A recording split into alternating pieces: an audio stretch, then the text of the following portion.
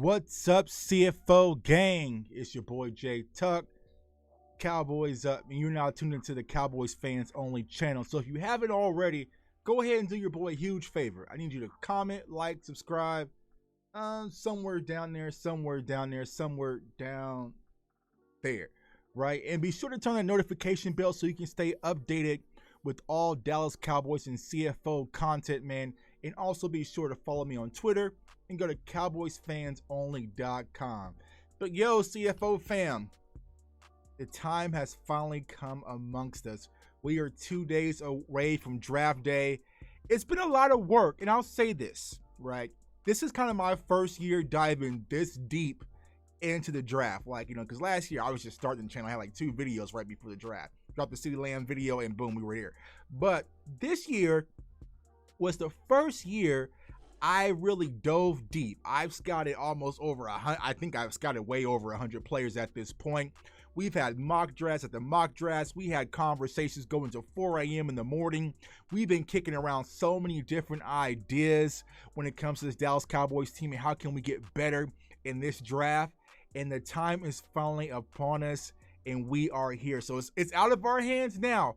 Pitch train, it's out of our hands now. If you're proactive defense at 10, it's out of our hands now. We have to sit back and see what is this front office really going to do. And that's when it can kind of get scary, right? But if you watch the press conference today, there's some nuggets you might be able to take, but I wouldn't buy to any of the smoke screen, y'all.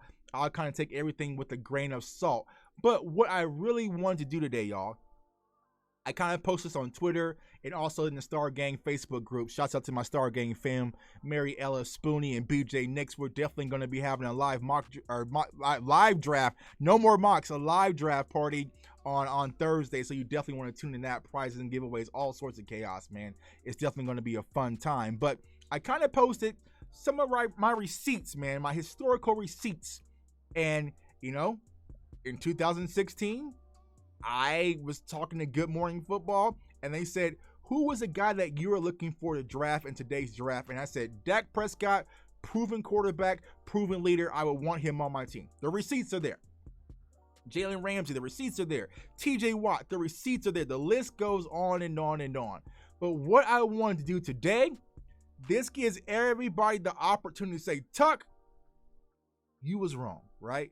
Tuck, you was wrong. You was way off about this, right? Because a lot of people, they're afraid of that. I'm going to be quite honest. A lot of people, you've seen mock drafts. You've seen all sorts of different things going on when it comes to this NFL draft.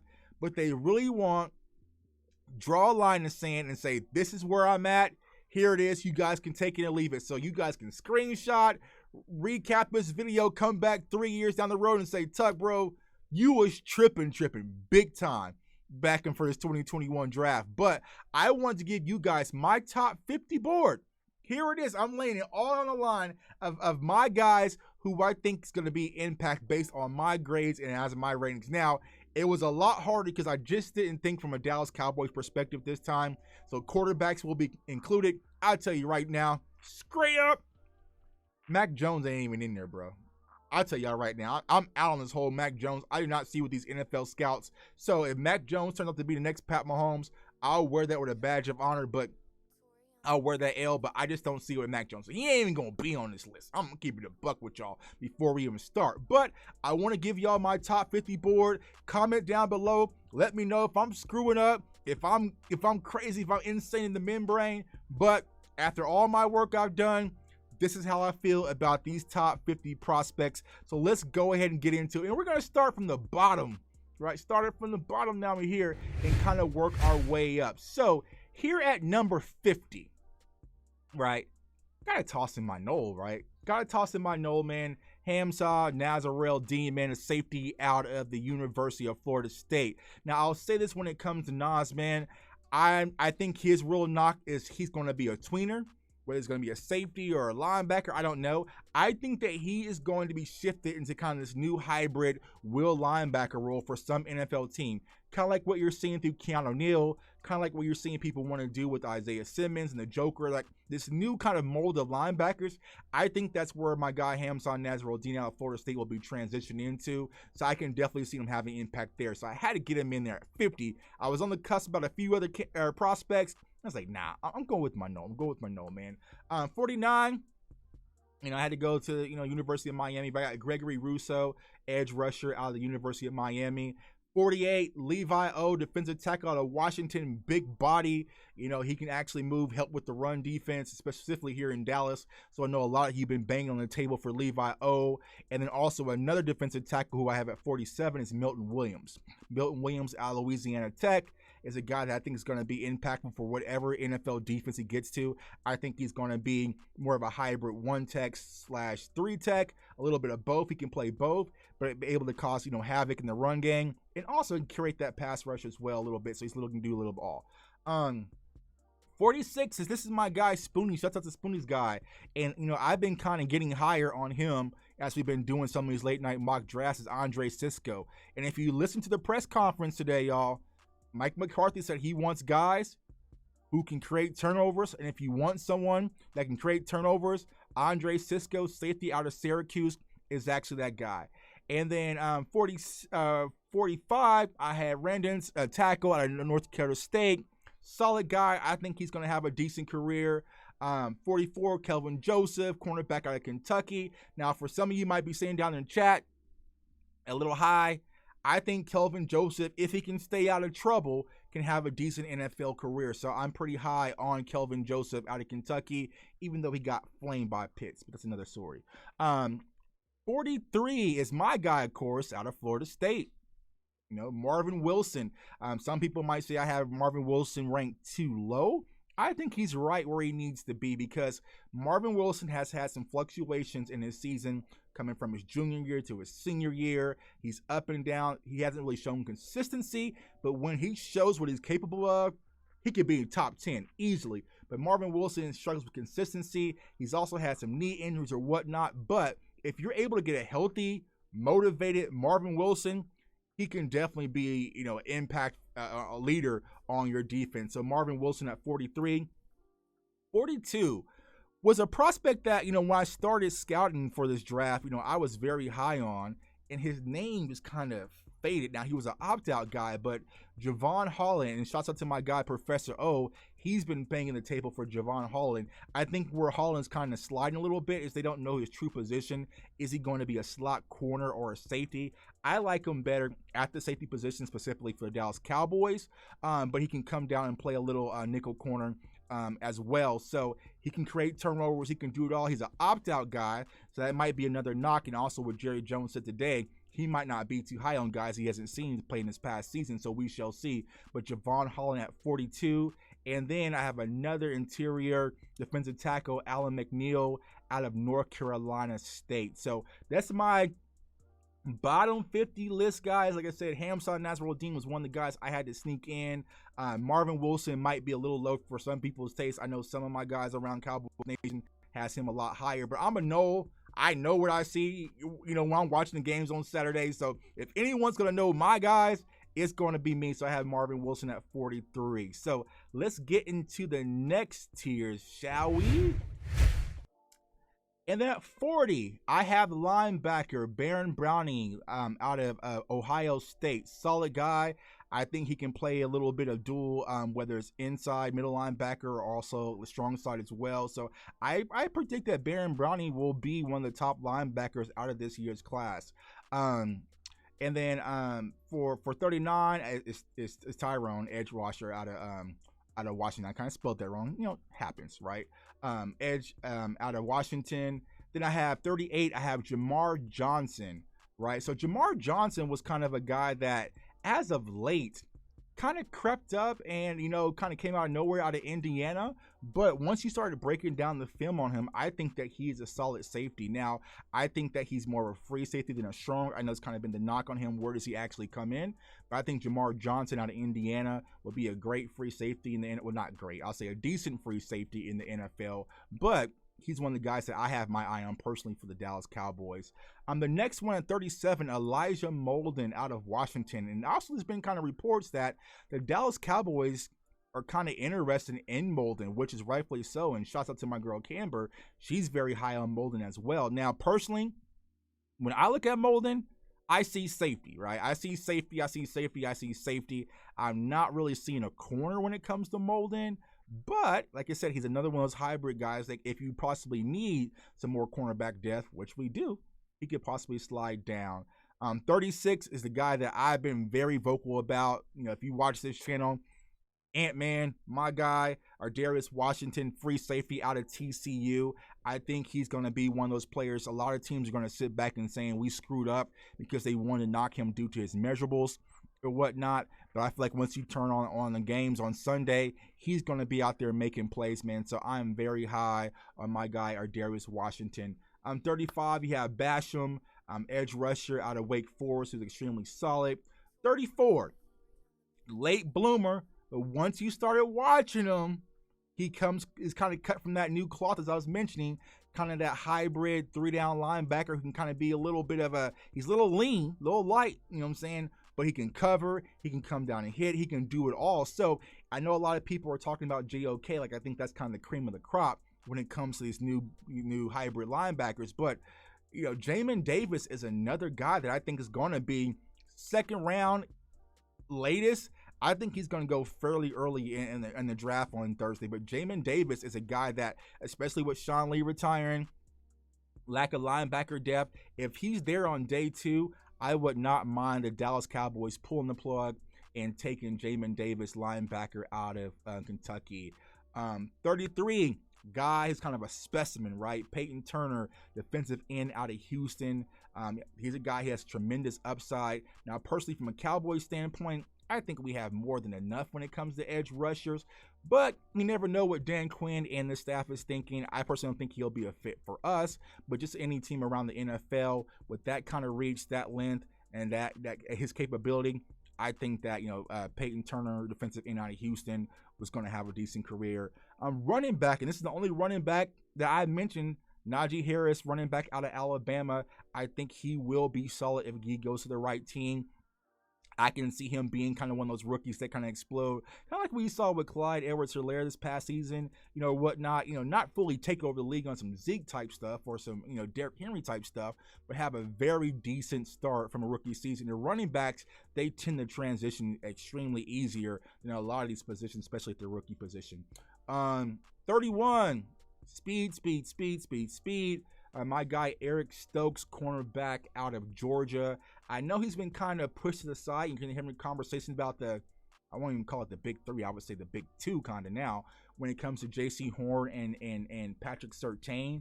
But with that speed and that athleticism and, you know, quality corner, and he's physical, he can cover in man coverage. Like Eric Stokes is a guy specifically for the Dallas Cowboys I am definitely keeping my eye on, and I would not mind the Cowboys taking a flight on him in the second round. So Eric Stokes, I definitely have my eye on Eric Stokes. I like Eric Stokes, what he did at Georgia, also alongside Tyson Campbell, who, if you watch my original Pet Cat video, I did on Tyson Campbell, but, you know, he didn't make the list of top 50 because it got tight.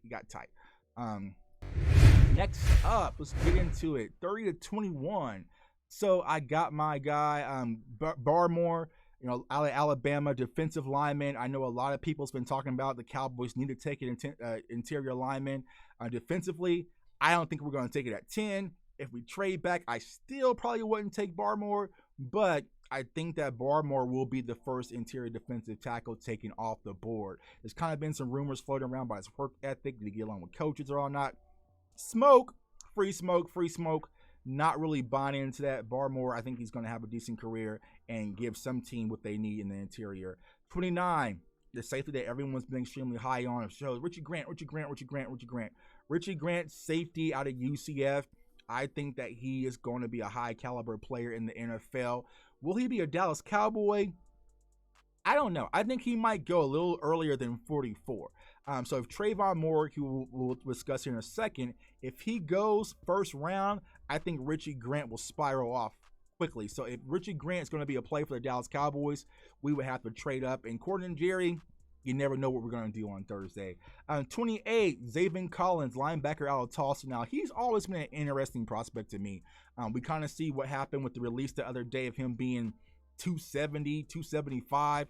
So how is he really going to fit in the Dallas Cowboys scheme? I just don't see it. I think he's going to be more of a prototypical 3-4 linebacker. So Zaven Collins wouldn't be a fit in Dallas, but I can see him going to somewhere like maybe Baltimore in the later rounds or maybe Pittsburgh and fitting right in. 26, who I mentioned earlier, Trayvon Moehrig, safety out of TCU. I feel like he's going to be the cream of the crop safety. Now, personally for me, it's kind of up in the air. If we didn't have Donovan Wilson, I would probably lean a little bit more towards Richie Grant. But just kind of looking at everything overall, I think that Moehrig gives you a little bit more than Richie Grant does. Even though he's kind of stiff at times, I like his playmaking ability. I like his intangibles. If you watch the Dallas Cowboys interview with him, sharp kid, man. So I like Trayvon Moehrig out of TCU. 25, Greg Newsome, the second cornerback out of Northwestern. Now, he's had some injuries. Not a lot of tape on him, to be honest with you guys. But from what I've seen from Greg Newsome, and I scouted him when I did the report for the US Today for the Cowboys Wire, I like Greg Newsome from what I've seen on film. If he can stay healthy, that's kind of the question mark when it comes to Newsome, is his health. But if he's able to be out there on Sundays, I think he'll be a dynamic corner. The next one, Dickerson, interior lineman out of Alabama.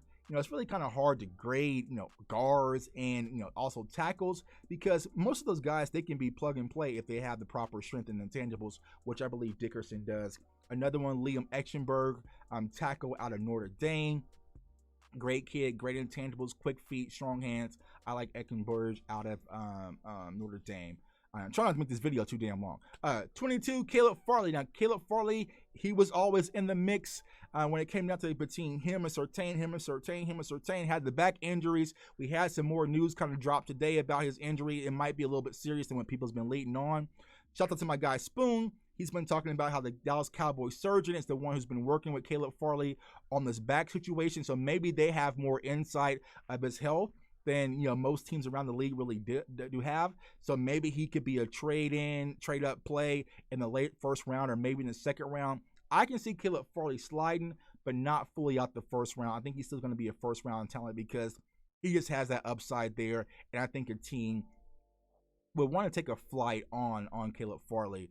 21, edge rusher Azeez Olari out of Georgia. Another solid edge rusher. We don't need edge rushers, but he's extremely solid. Can pressure, can stop the run. He can do it all. He's physical. He has the size, the length. All of that's there when it comes to Azeez, edge rusher out of Georgia. All right, so let's get into it. What's next? All right. So 20 through 11, right?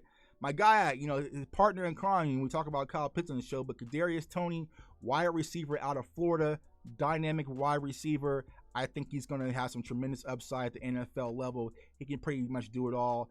He's physical. He can catch. He got size, speed, a little bit of everything. So I can see Kadarius Toney being one of those guys on Sunday that you can see and be like, all right, he's really tearing things up. AVT, Alavera Tucker, lineman out of USC. Another solid guy that I know a lot of teams have their eye on. Might be a play to be in the NFC East if the Giants were to start Slade back or something like that. So I think Vera Tucker out of USC is going to be a strong interior lineman, but he can also play a little bit of tackle as well. 18, Elijah Moore, wide receiver out of Ole Miss. And this is a guy who hasn't been talked about a lot. He's kind of been lost in the shuffle, with some of these other guys, but I think that he's going to be solid as well. 17, Jalen Phillips, defensive edge rusher out of Miami. I have him ranked higher than Russo. I like what he brings. I like his speed, his upside. He can bend around the edge. Like, that's what I like. Can you bend? Can you bend? Can you bend? Can you use your hands as an edge rusher? Jalen Phillips, I'm sorry. All these Jalens out there, definitely brings that. Let's see.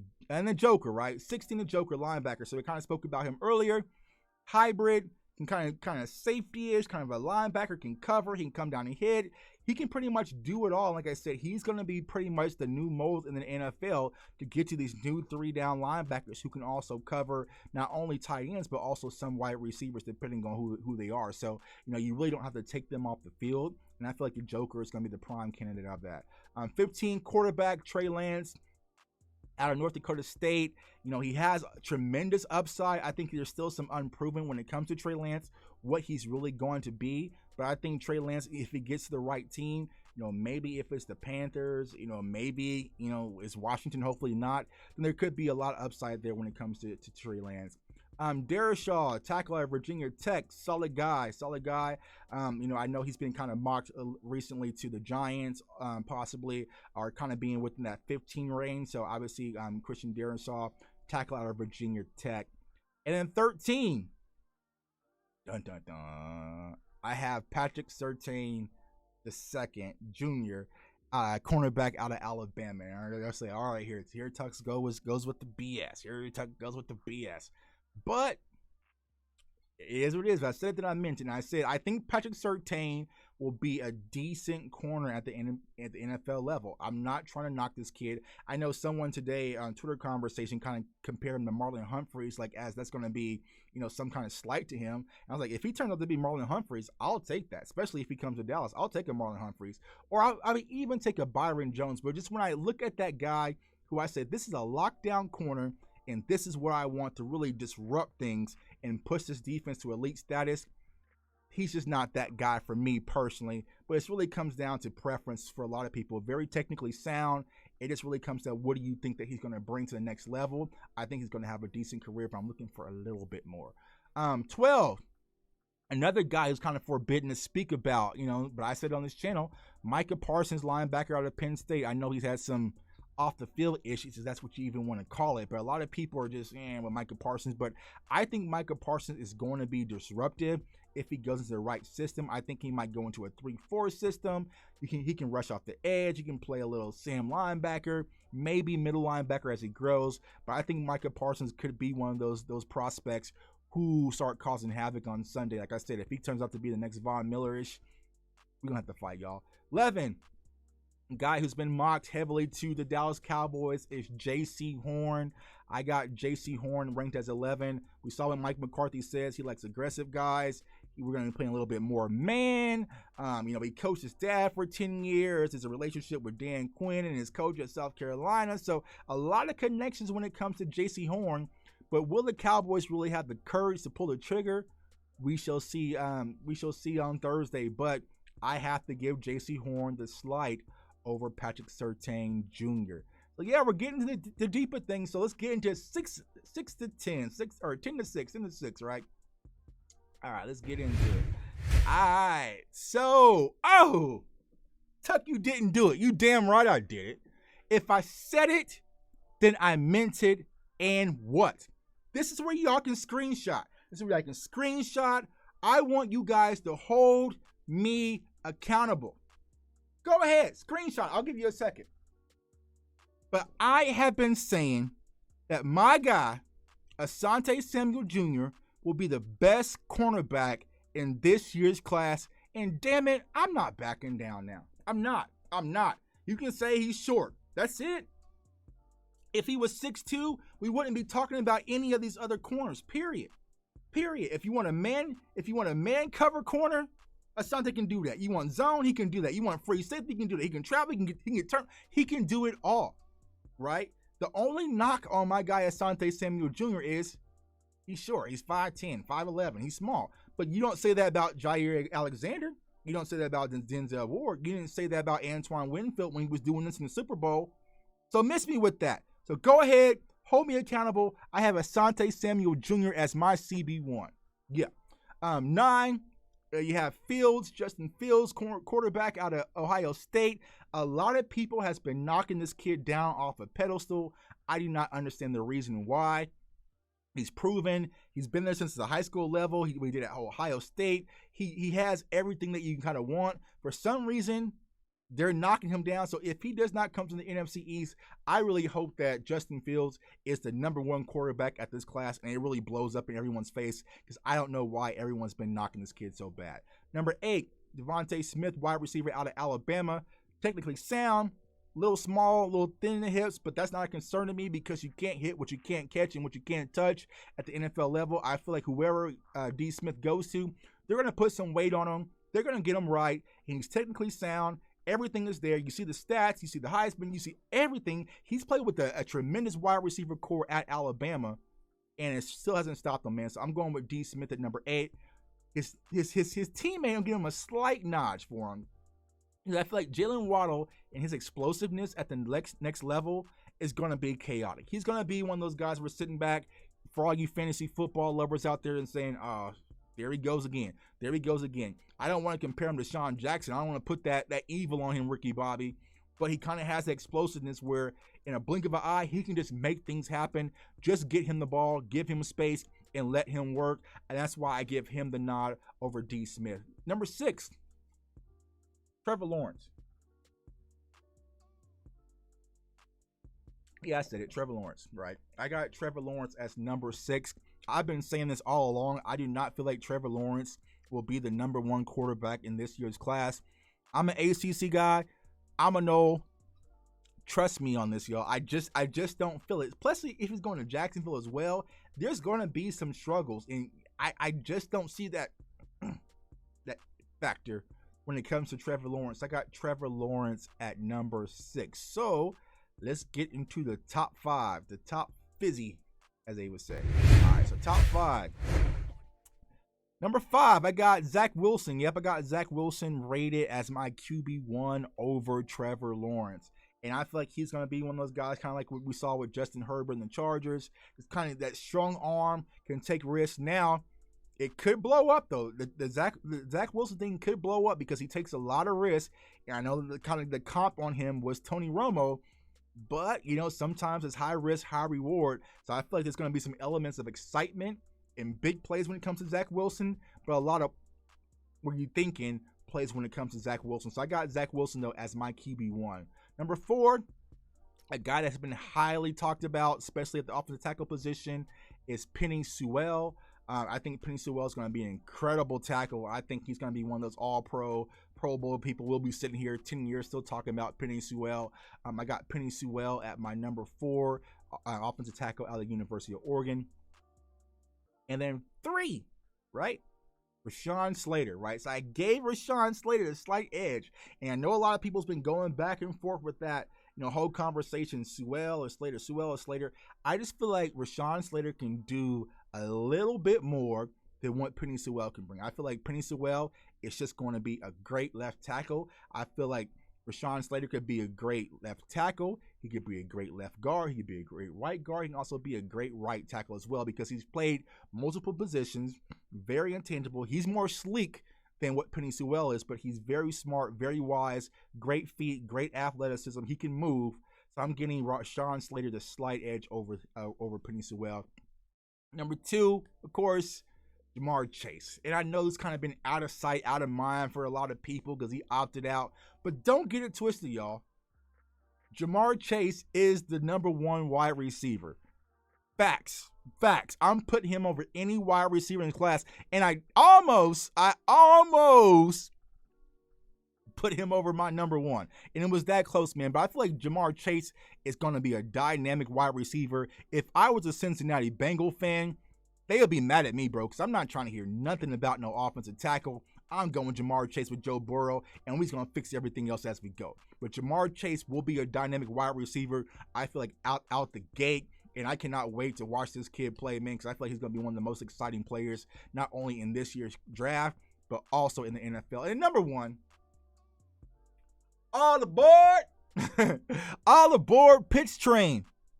We have been starting from the bottom since January, way back in January, with this little idea, these little conversations, these little posts, these little tweets, right, about Kyle Pitts to Dallas way back when, last year. And look what we done, right? Look what we done. So Pitts gang, I want to say job well done because we have stayed tight. It's been chaos, it's been turmoil, and when it was nobody talking about this, it was just us until him being the most highly regarded tight end, but also player in this year's class, period. Right? He might literally go number 4, right? Because the Pitts train, the Pitts hysteria has created so much hype around this guy. It's just amazing, and we cannot stop now. Even if Kyle Pitts doesn't come to the Dallas Cowboys, I'm definitely pulling for this kid. I believe that he is going to have a dynamic career. He is going to be everything that we've explained for so long. But if not, the tweets are there. This is there. Screenshot it. Hold me accountable. But I feel like Kyle Pitts will be an all-pro, quality tight end, wide receiver for many, many years to come, man. So that's it, man. That's my big board. That's my big board, y'all. Hold on, screenshot it. Get a picture. You click. Y'all good? Y'all good? So y'all can hold me accountable. I know y'all probably going crazy about Asante Samuel Jr., but I do not care. I am putting Asante Samuel Jr. as my cornerback one. It is what it is, man. Like I said, Thursday night, y'all. It's draft day. A lot of excitement. A lot of fun. Let's get it. Whoever that we get, rep the star. If we draft Patrick Surtain, hey, I'm the biggest Patrick Surtain fan. If we draft J.C. Horn, we draft a tackle. Everybody except Kwity Paye, who I did not have mentioned, I'm going to be a fan of because I want whoever we get to come in and have some impact. So I want y'all to know that I'm not going to be those people, we drafted Patrick Surtain. He sucks. No, that's not me. We're going to draft Patrick Surtain, and I'm going to Patrick Surtain, you that guy now. Go get it. Let's go get it, man. So, whoever we draft, man. But for a lot of these kids, man, I can't wait to see their dreams come true, man. It's a lot of work that goes into it. So I'm excited, man. So it's your boy, J Tuck. That's my big board. It is what it is. Y'all can slander me. Y'all can praise me. I can do whatever. But it is what it is. If I said it, then I meant it. And what? I want everyone to comment, like, subscribe down below. Turn that notification bell. And also tune in on Thursday for the live draft party. I'm going to be doing shows in other podcasts as well. For my guys from the United Kingdom, they're going to have a big guest. They're going to have the biggest guest pretty much in Cowboys media, YouTube content creator history. So you guys definitely don't want to miss that, man. But it's your boy J Tuck. I can't wait for draft night, y'all. It's going to be fun. It is what it is. So everyone stay safe, stay blessed, stay encouraged, and go Cowboys. Peace.